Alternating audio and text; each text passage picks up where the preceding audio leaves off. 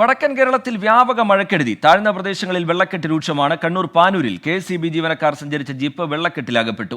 കാസർകോട്ടെ തീരദേശ മേഖലകളിൽ കടലാക്രമണം ശക്തമാണ്. വടക്കൻ കേരളത്തിൽ മഴ ദുരിതങ്ങൾക്ക് അറുതിയില്ല. കണ്ണൂരിലെ താഴ്ന്ന പ്രദേശങ്ങൾ വെള്ളക്കെട്ടിൽ. മലയോര മേഖലയിലെ പുഴകൾ കരകവിഞ്ഞൊഴുകുകയാണ്. കണ്ണൂരിൽ 4 ദുരിതാശ്വാസ ക്യാമ്പുകൾ തുറന്നു. പാനൂരിൽ വൈദ്യുതി ലൈനിലെ തകരാർ പരിഹരിക്കാൻ പോയ KSEB ജീവനക്കാർ സഞ്ചരിച്ച വാഹനം ഒഴുകിപ്പോയി.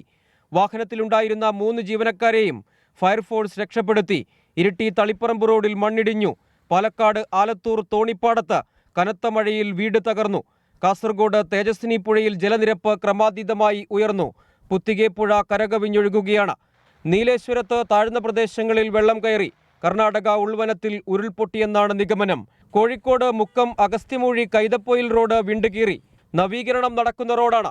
30 മീറ്ററോളം ദൂരത്തിൽ വിണ്ടുകീറിയത്. വിവിധ ബ്യൂറോകൾക്കൊപ്പം 24 കണ്ണൂർ.